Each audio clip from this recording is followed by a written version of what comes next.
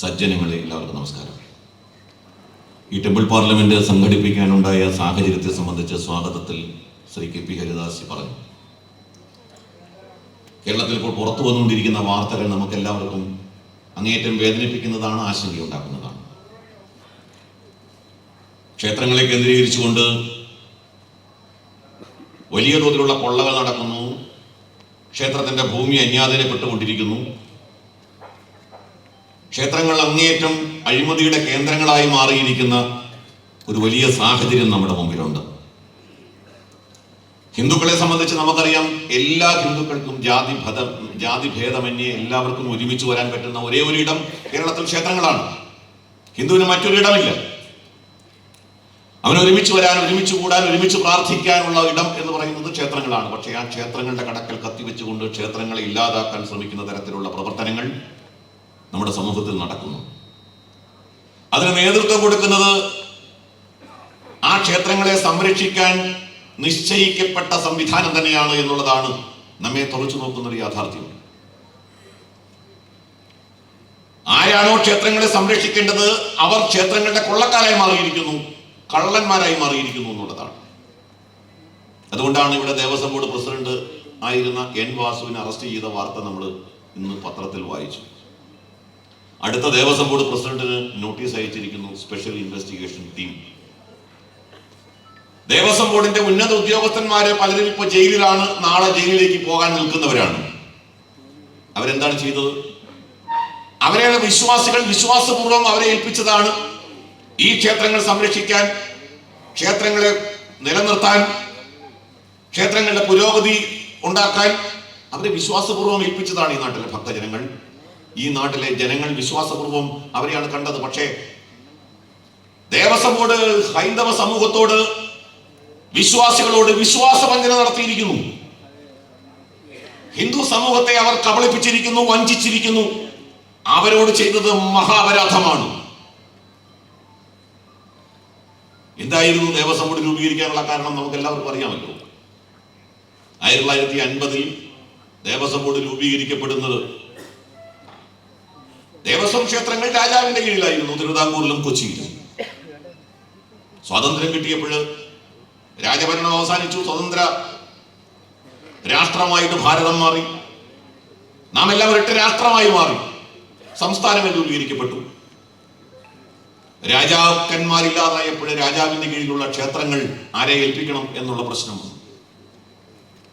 അന്ന് തിരുവിതാംകൂറിലെയും കൊച്ചിയിലെയും രാജാക്കന്മാർ ഒരു കാര്യം പറഞ്ഞു: ഞങ്ങളുടെ കീഴിലുള്ള ഈ ക്ഷേത്രങ്ങൾ ഒരു കാരണവശാലും ഞങ്ങൾ സംസ്ഥാന സർക്കാരിനെ ഏൽപ്പിക്കാൻ തയ്യാറില്ല, സംസ്ഥാനവുമായിട്ട് ഒരു കരാർ ഞങ്ങൾ ഏർപ്പെടാൻ തയ്യാറില്ല. എന്ന് വെച്ചാൽ അങ്ങനെ തന്നെ തിരുവിതാംകൂറിലെയും കൊച്ചിയിലെയും രാജാക്കന്മാർക്ക്, ഭരണാധികാരികൾക്ക് ഒരു കാര്യം നിശ്ചയമുണ്ടായിരുന്നു: കേരളത്തിന്റെ അന്നത്തെ സാഹചര്യത്തിൽ തന്നെ കേരളത്തിന്റെ ഭരണകൂടങ്ങളെ വിശ്വസിച്ചുകൊണ്ട് ഈ സർക്കാരിനെ ഏൽപ്പിക്കാൻ സാധ്യമല്ല. അതുകൊണ്ട് അന്ന് തിരുവിതാംകൂറിലെയും കൊച്ചിയിലെയും രാജാക്കന്മാർ വെച്ച നിബന്ധനയനുസരിച്ച്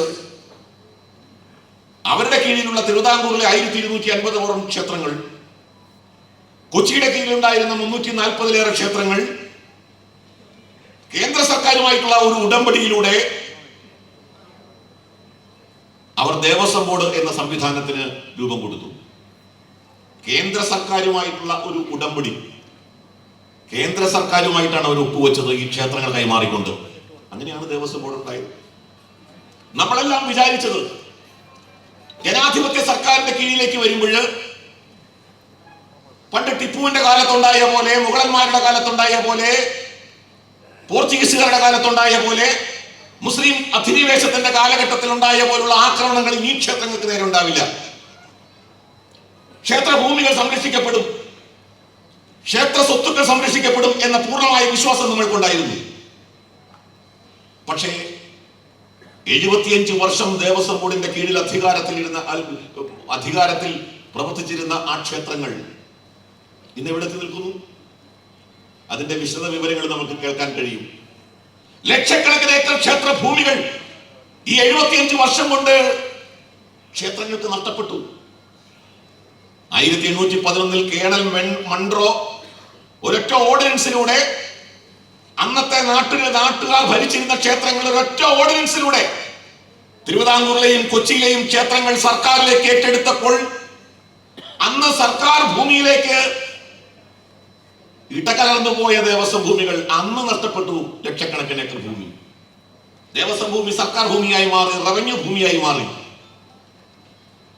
950 ശേഷം ദേവസ്വം ബോർഡുകൾ രൂപീകരിക്കപ്പെട്ടതിന് ശേഷമുള്ള കഥയും വ്യത്യസ്തമല്ല. ക്ഷേത്ര ഭൂമികൾ അന്യാധീനപ്പെടുന്നു, ക്ഷേത്ര സ്വത്തുക്കൾ അന്യാധീനപ്പെടുന്നു, ക്ഷേത്രത്തിന് വരവ് ചെലവ് കണക്ക് പോലും ഇല്ലാത്ത അവസ്ഥ വരുന്നു. അതും അന്ന് അതാത് കാലത്തെ വരവ് ചെലവ് കണക്കില്ല, ഓഡിറ്റ് റിപ്പോർട്ടില്ല, ഇൻവെന്ററി ഇല്ല, രജിസ്റ്റർ മെയിൻറ്റെയിൻ ചെയ്യുന്നില്ല. കെടുതികളുടെ, ക്രമക്കേടുകളുടെ, അഴിമതിയുടെ ഒരു പെരുമഴ ഈ അടുത്ത കാലത്തായിട്ട് നമ്മൾ പുറത്തു വന്നു വായിച്ചു.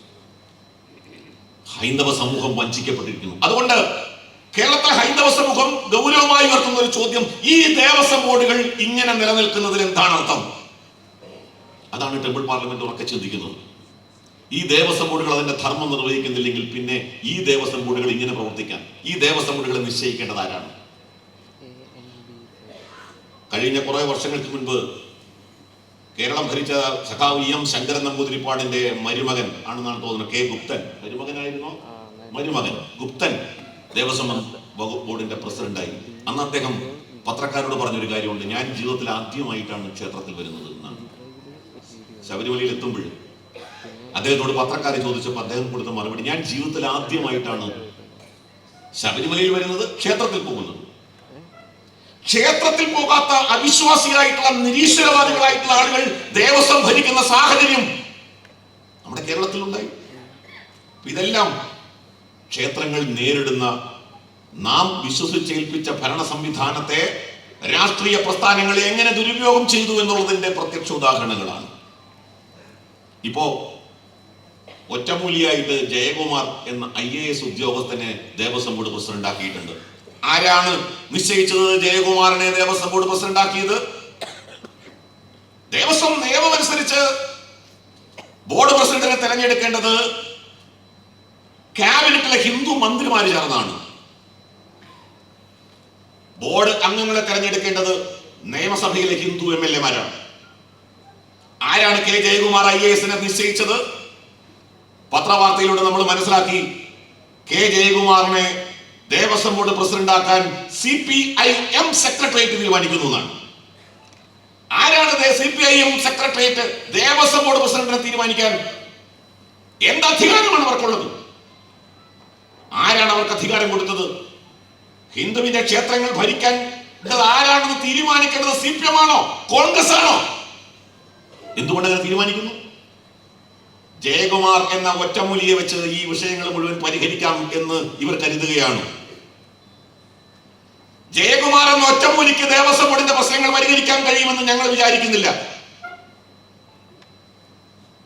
ആ ഒറ്റമൂലി ഒരിക്കൽ ദേവസ്വം ബോർഡിന്റെ ദേവസ്വം സ്പെഷ്യൽ കമ്മീഷണറായിരുന്നു. അന്ന് നടക്കാത്തതൊന്നും ഇനി നടക്കും എന്ന് ഞങ്ങൾ വിചാരിക്കുന്നില്ല. ആ ഒറ്റമൂലിയുടെ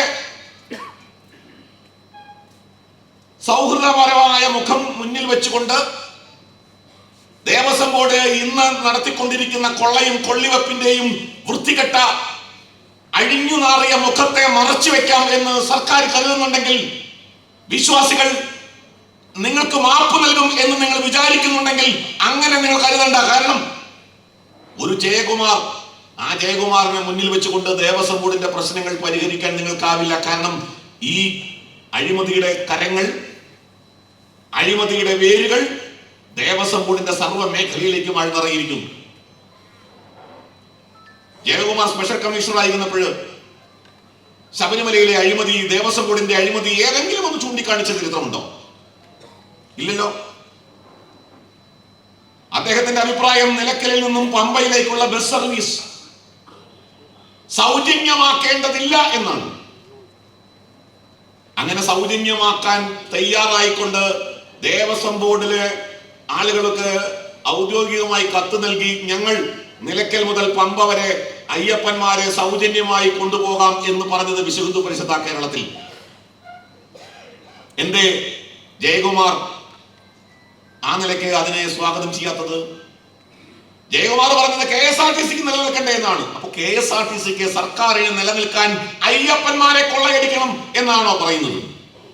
അപ്പൊ അയ്യപ്പന്മാരെ കൊള്ളയടിച്ചുകൊണ്ടേ സർക്കാരിന് ഇവിടെ നിലനിൽക്കാൻ കഴിയുമെന്നാണ് ഇവർ കരുതുന്നതെങ്കിൽ ഇനി അത് അംഗീകരിച്ചു തരാൻ കേരളത്തിലെ ഹൈന്ദവ സമൂഹം തയ്യാറല്ല എന്ന് ഈ ടെമ്പിൾ പാർലമെന്റ് പ്രഖ്യാപിക്കാൻ ആഗ്രഹിക്കുക. ഇനി നിങ്ങളുടെ കൊള്ളയ്ക്കും കൊള്ളിവെപ്പിനും നിന്ന് തരാൻ കേരളത്തിലെ ഹൈന്ദവ സമൂഹം തയ്യാറല്ല. ഇതാണ് ഈ ടെമ്പിൾ പാർലമെന്റ് പ്രധാനമായി മുന്നോട്ട് വയ്ക്കുന്ന ആശയം. മറ്റൊന്ന്, നമുക്ക് ശബരിമല തീർത്ഥാടനം ആരംഭിക്കാറായി. ഇനി ദിവസങ്ങൾ 4 ദിവസം ബാക്കിയുണ്ട് ശബരിമല തീർത്ഥാടനത്തിന്റെ നട തുറക്കാൻ. എന്താണ് ദേവസ്വം ബോർഡ് തീരുമാനിച്ചിട്ടുള്ളത് നാളിതുവരെ? ശബരിമല തീർത്ഥാടനത്തിന് വരവേൽക്കാൻ അയ്യപ്പന്മാരുടെ ദുരിത പർവ്വത്തിന് അറുതി വരുത്താൻ സർക്കാരിന്റെ ഭാഗത്തു നിന്ന്, ദേവസ്വം ബോർഡിന്റെ ഭാഗത്തു നിന്ന് എന്ത് നടപടികളാണ് സ്വീകരിച്ചിട്ടുള്ളത്? വകുപ്പുകൾ തമ്മിൽ ഏകോപനം ഉണ്ടാവാറില്ല. കഴിഞ്ഞ വർഷം മഹത്തായ കാര്യം നടന്നു എന്നാണ്. എന്താ? ശബരിമല തീർത്ഥാടനം സുഗമമായി നടന്നു. അതുകൊണ്ട് ദേവസ്വം ബോർഡ് ഭരണം നന്നാവുമോ? ഇല്ല. ശബരിമല തീർത്ഥാടനം നന്നായി നടന്നാൽ ദേവസ്വം ബോർഡ് ശരിയായി എന്നാണോ അർത്ഥം? അല്ല. ദേവസ്വം ബോർഡിലെ ശബരിമല തീർത്ഥാടനത്തെ മാത്രമല്ല, ശബരിമലയുമായി ബന്ധപ്പെട്ട നിരവധി പ്രശ്നങ്ങളുണ്ട്. ഹിന്ദു സംഘടനകൾ ആവശ്യപ്പെടുന്ന ചില കാര്യങ്ങളുണ്ട്. എന്തുകൊണ്ടാണ് ശബരിമലയിൽ നിന്നും ഹൈന്ദവ സംഘടനകളെ പുറത്താക്കിയത്, ഭക്തജന സംഘടനകളെ പുറത്താക്കിയത്? സന്നിധാനത്ത് നിന്ന് ഹൈന്ദവ സംഘടനകളെ പുറത്താക്കി. എന്തിനു വേണ്ടിയാ? ഇപ്പോ നമുക്ക് മനസ്സിലാകുന്നു, ഇവരുടെ കൊള്ള നടത്താൻ വേണ്ടിയാണ്. ശബരിമലയെ കൊള്ളയടിക്കാൻ, ശബരിമലയെ കൊള്ള ചെയ്യാൻ അവിടെ ഹൈന്ദവ സംഘടനകളുടെ സാന്നിധ്യം അവർക്ക് അസൗകര്യമാണ്. അപ്പൊ ശബരിമലയിൽ നിന്നും അവിടെ അന്നദാനം ഉൾപ്പെടെയുള്ള കാര്യങ്ങൾ ചെയ്തു വന്നിരുന്നത് ആരാണ്? അയ്യപ്പ സേവാ സംഘം പോലുള്ള സംഘടനകൾ, അയ്യപ്പ സേവാ സമാജം, വിശുദ്ധ, അങ്ങനെ എത്ര ഹൈന്ദവ സംഘടനകൾ. എന്തിനാണ് അവരെ പുറത്താക്കിയത്? അതിന് ഉത്തരം പറയണം. ഞങ്ങൾക്ക് പറയാനുള്ളത്, ഇപ്പോ അധികാരത്തിലേറുന്ന ജയകുമാർ, അദ്ദേഹത്തിന് തീരുമാനിക്കാൻ കഴിയുമോ ശബരിമലയിലെ എല്ലാ ഹൈന്ദവ സംഘടനകളുടെയും സഹകരണത്തോടു കൂടി ഈ ശബരിമല തീർത്ഥാടനം ഞങ്ങൾ മുന്നോട്ട് കൊണ്ടുപോകും, എല്ലാ ഹൈന്ദവ സംഘടനകളുമായും ചർച്ച ചെയ്യും. ശബരിമല തീർത്ഥാടനത്തിന് മുൻപേ ഞങ്ങൾ ആവശ്യപ്പെടുന്ന മുഴുവൻ ഹൈന്ദവ സംഘടനകളെയും ഭക്തജന സംഘടനകളെയും യോഗം വിളിച്ചുകൂട്ടാൻ ദേവസ്വം ബോർഡ് തയ്യാറാവണം. ഭക്തജന സംഘടനകളുമായി ചർച്ച ചെയ്യാൻ തയ്യാറാവണം. അന്നദാനം ഉൾപ്പെടെയുള്ള ഭക്തജന സംഘടനകളുടെ പങ്കാളിത്തത്തോടെ നടപ്പാക്കണം. നിലയ്ക്കൽ പമ്പ സൗജന്യ യാത്ര ഏർപ്പെടുത്തണം. ഭക്തജനങ്ങളെ കൊള്ളയടിക്കാൻ പാടില്ല. അപ്പൊ ഇത്തരം കാര്യങ്ങൾ ഈ ടെമ്പിൾ പാർലമെന്റ് മുന്നോട്ട് വയ്ക്കുകയാണ്. ശബരിമലയുമായി ബന്ധപ്പെട്ട നിരവധി പ്രശ്നങ്ങൾ. അതുകൊണ്ട് ഹിന്ദു സംഘടനകളുടെ ഒരു പ്രതിനിധി സംഘം ശബരിമല സന്ദർശിക്കാൻ പോവുകയാണ്. അടുത്ത 18-ാം തീയതി വത്സേട്ടന്റെ നേതൃത്വത്തിൽ അതിന്റെ ഭാവി പരിപാടികൾ പറയും. വത്സേട്ടന്റെ നേതൃത്വത്തിൽ ഒരു സംഘം ശബരിമല സന്ദർശിക്കും. നാം ആവശ്യപ്പെടും ദേവസ്വം ബോർഡ് പ്രസിഡന്റിനോട്, ദേവസ്വം ഭരണാധികാരികളോട്. ഇതെല്ലാം ഈ ടെമ്പിൾ പാർലമെന്റ് മുന്നോട്ട് വയ്ക്കുന്നതാണ്. ബാക്കി വിഷയങ്ങൾ ഇവിടെ ചർച്ച ചെയ്യും. സമയത്തിന്റെ പരിമിതി കൊണ്ട് ഞാൻ എൻ്റെ ഈ അധ്യക്ഷ പ്രസംഗം ഇവിടെ അവസാനിപ്പിക്കുകയാണ്. ഈ ടെമ്പിൾ പാർലമെന്റിൽ പങ്കെടുത്തുകൊണ്ടിരിക്കുന്ന എല്ലാവർക്കും അതാത് നാട്ടിൽ നമ്മുടെ ഗ്രാമക്ഷേത്രങ്ങൾ, ആ ഗ്രാമക്ഷേത്രങ്ങളുമായി ബന്ധപ്പെട്ട, പ്രത്യേകിച്ച് ദേവസ്വം ക്ഷേത്രങ്ങളുമായി ബന്ധപ്പെട്ട ആ പ്രശ്നങ്ങൾ ഇതിവിടെ കൊണ്ട് അവസാനിക്കുന്നതല്ല. ഈ ടെമ്പിൾ പാർലമെന്റ് വലിയൊരു ദൗത്യം നമ്മുടെ മുന്നിലേക്ക് വെക്കുകയാണ്. ഭാവി ദൗത്യം. ഹൈന്ദവ സമൂഹത്തിന്റെ ആശ്രയ കേന്ദ്രങ്ങളായ ക്ഷേത്രങ്ങളെ സംരക്ഷിക്കാൻ നാം ഒരുമിച്ച് ഒറ്റക്കെട്ടായി മുന്നേറുമെന്നുള്ള ഒരു ദൃഢപ്രതിജ്ഞയോടുകൂടി ഈ ക്ഷേത്രങ്ങളെ നശിപ്പിക്കുന്ന ശക്തികളെ തിരിച്ചറിഞ്ഞുകൊണ്ട് അവർക്കെതിരായിട്ടുള്ള ഒരു മുന്നൊരുക്കമായി ഈ ടെമ്പിൾ പാർലമെന്റിനെ കാണണം എന്ന് അഭ്യർത്ഥിച്ചുകൊണ്ട് ഞാൻ എന്റെ വാക്കുകൾ ഉപസംഹരിക്കുന്നു. നന്ദി, നമസ്കാരം.